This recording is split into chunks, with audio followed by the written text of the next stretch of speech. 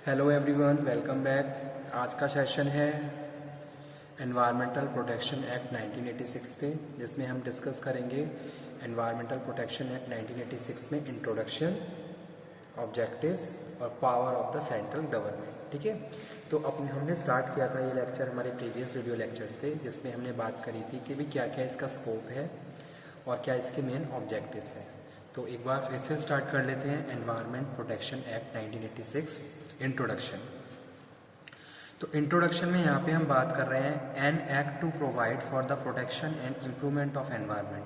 तो अगर हम मेन कंसर्न करें, मेन पॉइंट डिस्कशन कर रहे हैं, तो ये एक्ट जो बनाया गया है 1986 में, इसमें हम बात कर रहे हैं कि भाई for the protection and improvement of environment.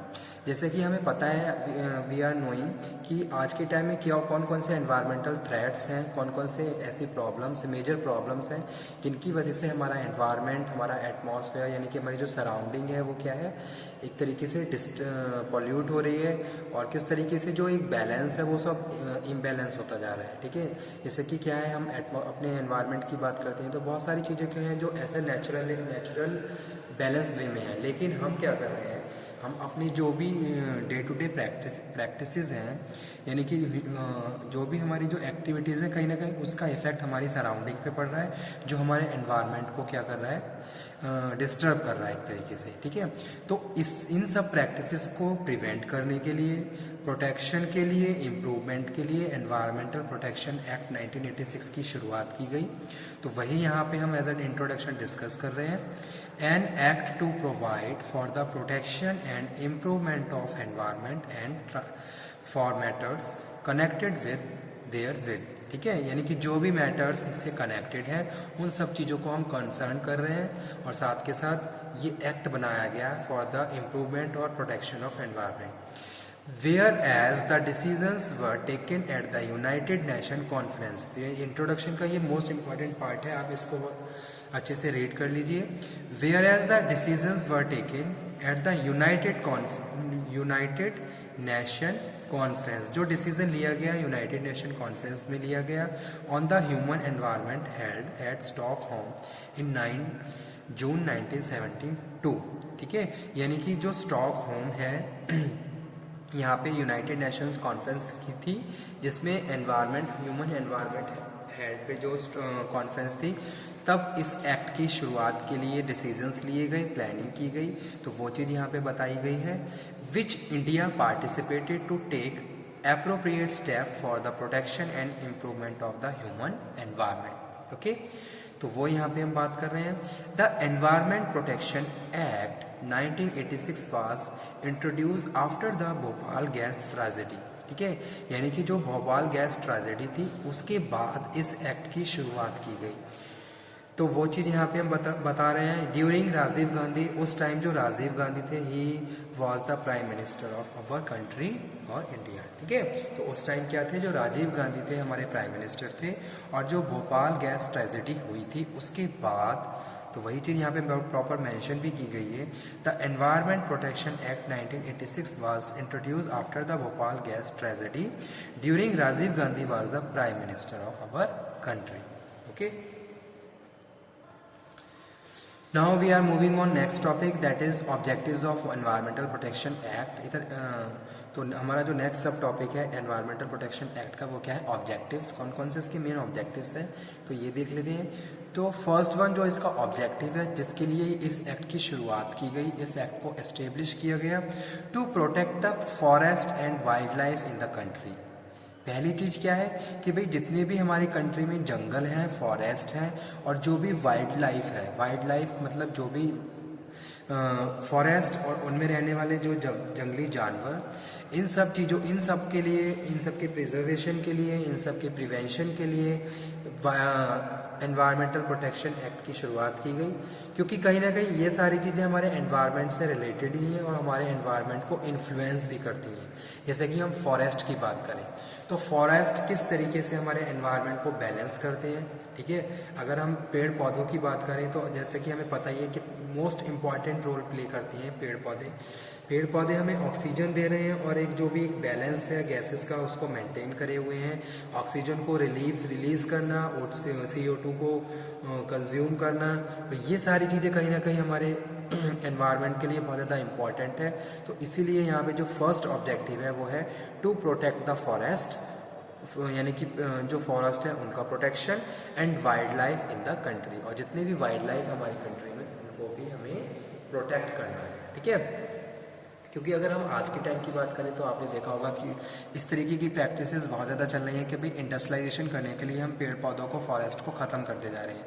लेकिन अब क्या है, गवर्नमेंट ने बहुत सारे प्रोविजंस बना दिए हैं, बहुत सारे एक्ट बनाए गए हैं, बहुत सारे रूल्स एंड रेगुलेशन है, जिनमें हर इंसान जो इस तरीके की एक्टिविटी कर रहा है तो वो बाउंड है, ठीक है।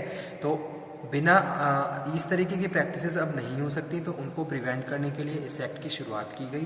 तो हमारा जो प्राइमरी ऑब्जेक्टिव यही था। सेकंड हम बात कर रहे हैं to improve the quality of life by the protection of environment. हम क्या कर रहे हैं, क्वालिटी ऑफ लाइफ को भी इम्प्रूव करना चाहते हैं, जिसके लिए हमने इस एक्ट को बनाया। जैसे कि आपने देखा होगा आज के टाइम में जो मेट्रो सिटीज़ है वहाँ पर पॉल्यूशन का कितना बड़ा एक कारण है, ठीक है। एक पॉल्यूशन क्या है, एक बहुत बड़ी प्रॉब्लम बनी हुई है वहाँ पे कि भाई किस तरीके से वहाँ का एनवायरनमेंट सारा पॉल्यूट हो रहा है वहाँ पे जो पॉल्यूशन है जिसकी वजह से, ठीक है। तो उन सब चीज़ों को रोकने के लिए, उनके प्रिवेंशन के लिए हमने इस एक्ट की शुरुआत करी। तो वो यहाँ पे लिखा हुआ है, वो हमारा सेकंड ऑब्जेक्टिव था, to improve the quality of life, यानी कि क्वालिटी लाइफ को इंक्रीज करने के लिए, इम्प्रूव करने के लिए bye the protection of environment, ठीक है। तो वो यहाँ पे हम बात कर रहे हैं। इसके अलावा और भी बहुत सारे ऐसे पॉल्यूटेंट्स हैं जो हमारे एनवायरनमेंट को पॉल्यूट करते हैं, जिनके प्रोटेक्शन प्रिवेंशन के लिए हमने इस एक्ट की शुरुआत करी। थर्ड हम यहाँ पे बात कर रहे हैं to coordinate the activities of various regulatory agencies already in existence, यानी कि बहुत सारी जो रेगुलेटरी बॉडीज़ थी या जो एजेंसीज थी जो ऑलरेडी इन सब चीज़ों पे काम कर रही थी, उनकी एक्टिविटीज़ को इंटर रिलेटेड या कनेक्टेड करने के लिए, ठीक है, एक तरीके से एक आपस में एक दूसरे से जोड़ने के लिए इस एक्ट की भी शुरुआत की गई, ठीक है। जैसे कि बहुत सारी ऑर्गेनाइजेशन है जो इसके लिए ऑलरेडी काम कर रही थी। तो हमने क्या करा, इस एक्ट को फॉलो करके, इस एक्ट को एस्टेब्लिश करके उनको एक अथॉरिटी दे दी, एक पावर दे दी, और उसके बाद हमने बहुत सारे रूल्स एंड रेगुलेशन बनाए ताकि हम इन सारे जो अनफेयर प्रैक्टिसेस हो रही हैं जिनकी वजह से हमारा एनवायरनमेंट पॉल्यूट हो रहा है, उन सबको हम प्रिवेंट कर सकें, ठीक है। तो वही चीज़ यहाँ पे हम बात कर रहे हैं, to coordinate the activities of the various regulatory agencies already in existence. Next one, to appoint environment officers to check environment pollution, ठीक है।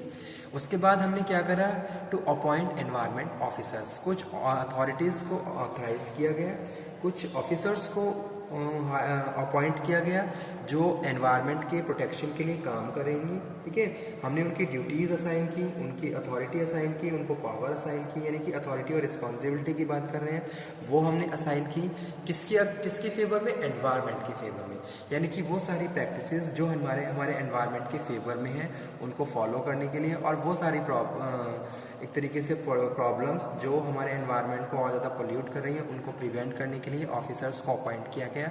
तो वो यहाँ पे हम बात कर रहे हैं, to appoint environment officers to the check the environment pollution, okay.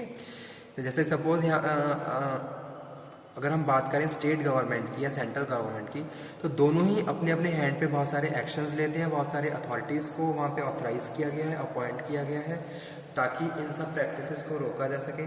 जैसे कि क्या है, अगर कोई भी एक स्टेट है उसमें बहुत सारी फैक्ट्रीज़ है, तो वहाँ पे क्या होता है, पॉल्यूशन कंट्रोल बोर्ड भी होता है जो, और उनमें जो ऑफिसर्स होते हैं वो मेनली यही काम करते हैं कि भाई हमारे स्टेट में जो भी फैक्ट्रीज चल रही हैं वो उनमें जो भी प्रोविजंस हमने बनाए हैं उन फैक्ट्रीज़ के लिए वो लोग फॉलो कर रहे हैं या नहीं कर रहे हैं, तो उनकी इंस्पेक्शन के लिए हमने उनको क्या किया, अपॉइंट किया, ठीक है। तो वो यहाँ पे हम बात कर रहे हैं as a objective, to appoint environment officers to check environment pollution, okay. After that next one is establishing environmental laboratories, ठीक है, यानी कि बहुत सारी लेबोरेटरीज हमने एस्टेब्लिश करी ताकि हम बहुत सारी टेस्टिंग कर सकें, बहुत सारी रिसर्च कर सकें, और रिसर्च करने के बाद वो जो भी रिजल्ट हमारे आ रहे हैं उनके हिसाब से हम अपने ऑर्गेनाइजेशन को अपने जो एनवायरनमेंट है उसको हम प्रिजर्व कर सकें, ठीक है। यानी कि रिसर्च एंड डेवलपमेंट और lab establish by the central government और स्टेट गवर्नमेंट, तो ये भी क्या थे, मेन ऑब्जेक्टिव्स थे किसके, एनवायरनमेंट प्रोटेक्शन एक्ट के। उसके बाद जो नेक्स्ट है स्टूडेंट, नेक्स्ट टॉपिक है वो है पावर ऑफ सेंट्रल गवर्नमेंट। तो इसमें हम डिस्कस कर रहे हैं अभी कौन कौन सी पावर है सेंट्रल गवर्नमेंट की। तो यहाँ पे फर्स्ट लिखा हुआ है power of entry and inspection, यानी कि जो सेंट्रल गवर्नमेंट के द्वारा जो भी ऑफिसर्स अपॉइंट किए गए हैं, he and she has power for entry in any establishment and they can inspect any department. कोई भी डिपार्टमेंट वो इंस्पेक्ट कर सकते हैं, कभी भी एंट्री कर सकते हैं, उनके पास पावर है। तो वो चीज़ यहाँ पे लिखी हुई है power of entry and inspection. ठीक है, हम किसी भी एस्टेब्लिशमेंट की बात कर रहे हैं तो वो क्या है, जाके वहाँ पे इंस्पेक्शन कर सकते हैं, वेरिफिकेशन, जो भी ट्रीटमेंट हम कर रहे हैं वो प्रॉपर है या नहीं है। ठीक है, तो ये हम बात कर रहे हैं पावर ऑफ सेंट्रल गवर्नमेंट में। उसके बाद जो नेक्स्ट है power to establish laboratories. Power, उस central government has power to establish the laboratories in various states, यानी कि अलग अलग स्टेट्स में उनके पास पावर है, वो लैब इस्टेब्लिश कर रहे हैं ताकि वो प्रॉपर रिसर्च एंड डेवलपमेंट पे काम कर सकें, टेस्टिंग का काम कर सकें और जो भी रिक्वायर्ड फंक्शंस हैं उनको परफॉर्म कर सकें और एनवायरनमेंट को प्रोटेक्ट कर सकें। ठीक है, तो उसके लिए उन्होंने क्या करा, बहुत सारी लैब को इस्टेब्लिश किया है। आफ्टर दैट नेक्स्ट है power of amendment of act, यानी कि उसकी जो सेंट्रल गवर्नमेंट है उनके पास पावर है कि भाई जो भी अगर कोई भी ऐसा जैसे कि एक्ट है तो उसमें time to time according to situation अगर कुछ अमेंडमेंट करना है, कुछ अल्टरेशन करना है तो वो लोग वो उसको भी कर सकते हैं। ये उनके पास पावर है सेंट्रल गवर्नमेंट के पास। ठीक है, या फिर कोई भी प्रोविज़न वायलेट करना है तो उसको वायलेट भी किया जा सकता है। तो ये सारी क्या है, पावर है किसकी, सेंट्रल गवर्नमेंट की। जहाँ हमने डिस्कस किया पावर ऑफ एंट्री, इंस्पेक्शन, ठीक है, take the verification, take the sample ले सकते हैं और लैब को एस्टेब्लिश कर सकते हैं। रिसर्च, यहाँ पे हम बात कर रहे हैं जैसे कि रिसर्च एंड डेवलपमेंट की, रिसर्च एंड डेवलपमेंट। ठीक है, टेस्टिंग की बात कर रहे हैं और बहुत सारे ऐसे ऑफिसर्स जो अपॉइंट किए गए जो काम कर रहे हैं एनवायरनमेंट के प्रिजर्वेशन के लिए, एनवायरनमेंट के प्रोटेक्शन के लिए, तो वो यहाँ पे हम डिस्कस कर रहे हैं। ठीक है, पावर ऑफ सेंट्रल गवर्नमेंट।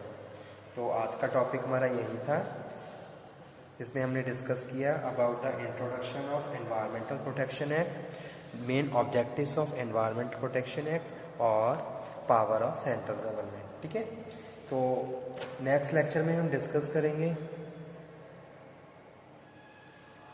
इसका नेक्स्ट टॉपिक। आज का टॉपिक हम यहीं पे फिनिश करते हैं।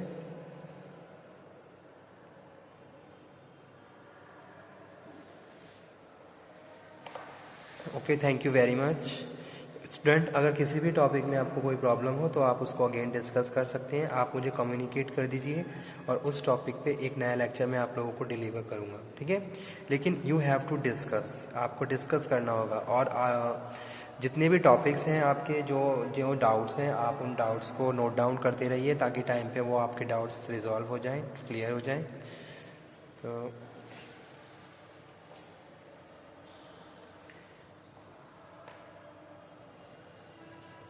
Okay, thank you very much.